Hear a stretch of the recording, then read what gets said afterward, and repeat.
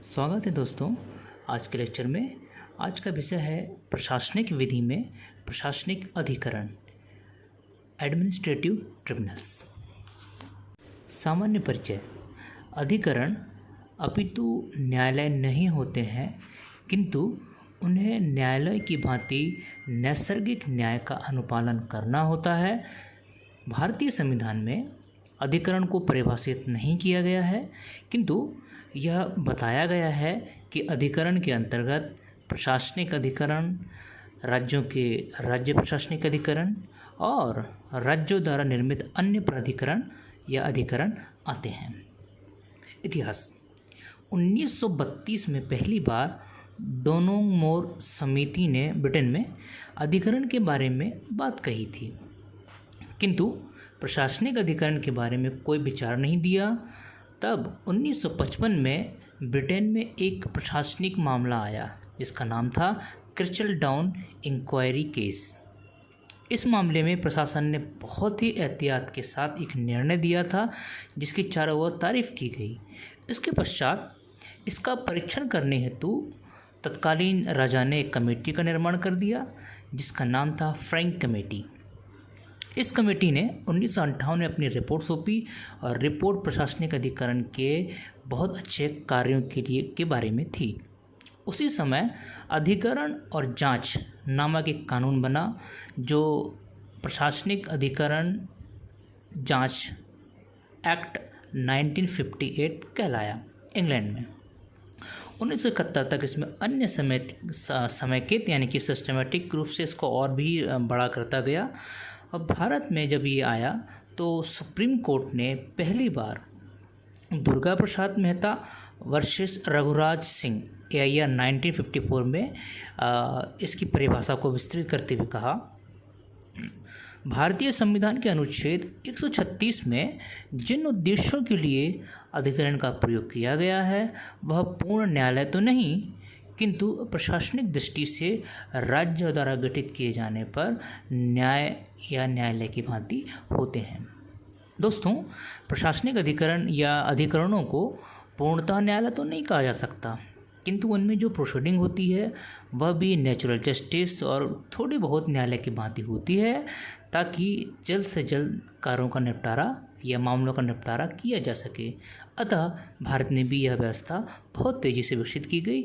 इसलिए 85 में प्रशासनिक सुधार कमेटी ने यह रिकमेंड किया था कि इसको कॉन्स्टिट्यूशन के अनुसार इसको संवैधानिक दर्जा दिया जाए, और यह प्राधिकरण को दिया भी गया और इसके उपरांत पूरे भारत में राज्यों में प्रशासनिक अधिकरण की स्थापना भी की गई। सुप्रीम कोर्ट ने भारत बैंक बनाम उसके कर्मकांड के मामले में कहा, यद्यपि अधिकरणों की साज सज्जा न्यायालयों की भांति होती है, किंतु फिर भी वे पूरी तरह से न्यायालय नहीं हैं। वे प्रशासनिक निकाय हैं जिनमें नैसर्गिक न्याय, ऋजुता और न्यायिक प्रक्रिया का अनुपालन किया जाता है।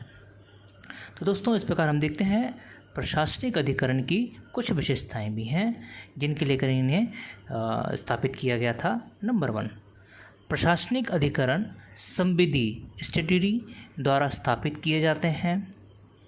दूसरा, इनमें न्यायालय जैसे कुछ लक्षण तो होते हैं किंतु वे पूरे नहीं होते हैं।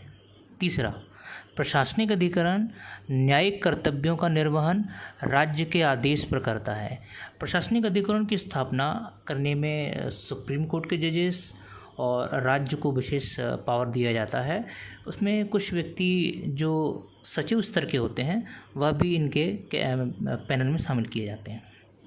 चौथा, इसे न्यायालय की भांति साक्ष्य, समन, शपथ, दस्तावेज प्रस्तुत करने और हाजिर होने के लिए उद्देशिका जारी करने का अधिकार होता है।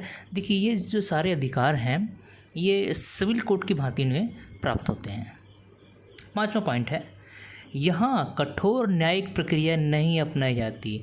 दोस्तों, प्रशासनिक अधिकरण मुख्यतः ऐसे कर्तव्यों का निर्वहन करते हैं जिनमें बहुत ही सरल और सिंपल प्रोसीडिंग होती है, ताकि यह प्राइवेट व्यक्ति, सरकारी व्यक्ति और ज़रूरतमंद के लिए सरल होनी चाहिए। 6वां, अधिकरण कार्यपालिका के प्रति जवाबदार होते हैं। चूँकि इनका स्थापना राज्य के द्वारा किया जाता है, अतः इनकी प्रक्रिया ये प्रक्रिया को पूर्णतः फॉलो करते हैं। 7वां, प्रशासनिक अधिकरण के निर्णय उत्प्रेषण रिट के अधीन होते हैं। दोस्तों, आपको उत्प्रेषण रिट तो मालूम ही होगी, ऐसी रिट्स जिसमें सुप्रीम कोर्ट और राज्यों के उच्च न्यायालय आदेशित करते हैं कि यदि कोई निकाय अपने कर्तव्यों के निर्वहन में पूर्णतः काम नहीं कर रहा है तो उस रिट को वो अपने पास बुला करके उसका अर्थान्वयन करते हैं। हालांकि वे संविधान संशोधन से संविधान के अनुच्छेद 323A, जिसमें केंद्रीय प्रशासनिक अधिकरण, और अनुच्छेद 323B, जिनमें राज्यों के प्रशासनिक अधिकरण आते हैं, को एक संवैधानिक निकाय का दर्जा प्रदान कर दिया गया है। इसके अतिरिक्त प्रशासनिक अधिकरण अधिनियम 1985 भी पारित किया गया है, जिनमें उनका गठन और उनकी जवाबदेही अकाउंटेबिलिटी तय की गई है। अब देखते हैं प्रशासनिक अधिकरण के विकास के कारण। पहला है, यह काफ़ी सस्ते और कम खर्चीले होते हैं। दूसरा, इनमें न्याय संतोषप्रद होता है। तीसरा, सामाजिक, आर्थिक और तकनीकी की भूमिका भी निर्वहन करते हैं। चौथा, त्वरित निराकरण। जी हाँ, इस प्रशासनिक न्यायाधिकरण में मामलों का त्वरित निराकरण किया जाता है, इसलिए इसका विकास बहुत ही तत्परता से किया गया है। 5वां, प्राकृतिक न्याय का अनुपालन, नेचुरल जस्टिस। 6वां है, इसकी कार्यप्रणाली बहुत सरल होती है। गठन, आइए जल्दी से हम इसका गठन भी देख लेते हैं। संविधान के अनुच्छेद 323A में केंद्र और राज्य दोनों के लिए एक प्रशासनिक अधिकरण की स्थापना की गई है। संसद ने प्रशासनिक अधिकरण 1950 से भी पारित किया है। केंद्रीय प्रशासनिक अधिकरण में एक अध्यक्ष, 16 उपाध्यक्ष सहित 46 मेंबर होते हैं, जो न्यायिक और प्रशासनिक क्षेत्रों से होते हैं। अध्यक्ष वही व्यक्ति नियुक्त किया जाता है जो राज्य के उच्च न्यायालय के न्यायाधीश के पद पर रहा हो या निरंतर 2 साल तक उपाध्यक्ष रहा हो प्राधिकरण में, या केंद्र सरकार के किसी भी डिपार्टमेंट का वह सचिव से अवर श्रेणी का नहीं होना चाहिए, यानी कि निम्न श्रेणी का नहीं होना चाहिए, कम से कम सेक्रेटरी को होना चाहिए। उस व्यक्ति को प्रशासनिक अधिकरण का अध्यक्ष नियुक्त किया जाता है। केंद्रीय अधिकरण के सदस्यों का कार्यकाल 5 साल का होता है और यह 62 वर्ष की आयु तक कार्य करते हैं, किंतु अध्यक्ष और उपाध्यक्ष को 65 वर्ष की आयु तक काम करने का मौका दिया जाता है। और इन्हें जिस तरह सुप्रीम कोर्ट के जजेस को हटाने की प्रक्रिया बनाई गई है, उसी प्रकार उनको भी पद से हटाया जाता है। आगे है प्रशासनिक न्यायाधिकरण में अपनाई जाने वाली प्रक्रिया। नंबर 1, स्वनिर्मित प्रक्रिया। इसमें वे सामान्य प्रक्रिया जो प्रोसीडिंग की होती है वो अपनाते हैं। दूसरा, अधिनियम में दर्शाई गई प्रक्रिया। दोस्तों, प्रशासनिक अधिकरण 1985 जो एक्ट बना हुआ है उसमें प्रत्येक प्रशासनिक न्यायाधिकरण को दी जाने वाली प्रोसीडिंग के बारे में व्यवस्था की गई है। उसके अकॉर्डिंग यह न्यायाधिकरण वह प्रक्रिया को अपनाते हैं। तीसरा, सिविल न्यायालय द्वारा प्रदत्त प्रक्रिया। अब सिविल कोर्ट की जो प्रक्रिया होती है, सिविल कोर्ट अन्वेषण भी करता है, जांच भी करता है, साक्ष्य भी लेता है और शपथ भी करवाता है, और साथ में इसको कमीशन जारी करने का अधिकार होता है।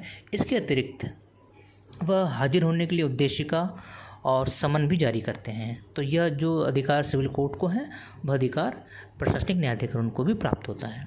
चौथा अधिकार है इसका प्रोसीडिंग का, भारतीय दंड संहिता की धारा 195 के अनुसार इसकी कार्रवाइयाँ न्यायिक प्रक्रिया की होती है। दोस्तों, धारा 195 में बताया गया है कि कौन कौन से व्यक्तियों को न्यायिकतः काम करने का अधिकार प्राप्त होता है। 5वां, प्रशासनिक अधिकरण को अपनी अवमान करने पर हाईकोर्ट की भांति शक्ति प्राप्त होती है, किंतु सुरेंद्र चंद्र पोद्दार बनाम धनीराम के मामले में सुप्रीम कोर्ट ने कहा कि अधिकरणों को इस शक्ति का प्रयोग अत्यंत सावधानी से करना चाहिए और जहाँ जहाँ भी इस संबंध में टकराव उत्पन्न होता है उच्च न्यायालय से, तो वह उच्च न्यायालय के सबऑर्डिनिंग के अंतर्गत आते हैं, उनसे ऊपर नहीं होते हैं। न्यायाधिकरणों पर न्यायिक नियंत्रण। दोस्तों, न्यायाधिकरण पूर्णतः न्यायालय नहीं होते हैं, अतः उन पर न्यायिक नियंत्रण स्थापित किया जाता है। न्यायिक नियंत्रण सुप्रीम कोर्ट और कुछ मामलों में उच्च न्यायालय भी करते हैं। निम्नलिखित 4 प्रकार के बिंदु दिए गए हैं जिनमें न्यायिक नियंत्रण स्थापित करने का प्रयास किया गया है अकॉर्डिंग टू कॉन्स्टिट्यूशन। पहला, जब न्यायाधिकरणों ने अपनी अधिकारिता से बाहर जाकर कार्य किया हो तो सुप्रीम कोर्ट और हाई कोर्ट उत्प्रेषण रिट जारी करता है और कभी कभी यह मैंडेमस भी जारी करके उनसे जवाब पूछा जाता है। दूसरा, न्यायाधिकरणों का पंचाट मनमानापूर्ण हो। मनमानापूर्ण होने की स्थिति में हमने E.B. रोयप्पा का मामला और मेनका गांधी बनाम भारत संघ का मामला जो देखा है, उसके ही नियम यहाँ पे लागू होते हैं। तीसरा है, नेचुरल जस्टिस के विपरीत नहीं होना चाहिए। तो नेचुरल जस्टिस के विपरीत नहीं होने के लिए मेनका गांधी का मामला भी इसमें देखा जा सकता है। इसके अतिरिक्त चौथा जो पॉइंट्स है, दूसरे पक्ष को उचित सुनवाई का अवसर न दिया हो, तब इन पे सुप्रीम कोर्ट अनुच्छेद 137 और 226 के अनुसार हाईकोर्ट कार्रवाई करते हैं। अंतिम पॉइंट है उच्च न्यायालय और प्रशासनिक अधिकरण के मध्य टकराव। जी हाँ, जब उच्च न्यायालय और प्रशासनिक अधिकरण के मध्य टकराव उत्पन्न होता है तो ऐसी स्थिति को बचने के लिए सुप्रीम कोर्ट ने संपत कुमार बनाम भारत संघ का मामला, जो मामला है AIR 1987 का है। देखिए, प्रस्तुत मामले में 1985 में जब प्रशासनिक न्यायाधिकरण एक्ट पारित किया गया था तो उसमें धारा 28 में संशोधन किया गया। संशोधन में यह पॉइंट्स डाला गया था कि उच्च न्यायालय के बराबर उसे अधिकारिता प्रदान है। जी हाँ, ठीक है। और यह कंटेम्प्ट के मामले में भी उच्च न्यायालय के भांति ही होता है। किंतु सुप्रीम कोर्ट ने कहा, जब ऐसा कोई टकराव उत्पन्न होता है तो अनुच्छेद 226 में प्रशासनिक अधिकरण न्यायिक प्रलावन के दायरे में आते हैं, अतः कोई भी जुडिशियल रिव्यू जो हाई कोर्ट्स के होते हैं वह प्रशासनिक न्यायाधिकरण को किया जा सकता है और यह संविधान का मूलभूत ढांचा होता है।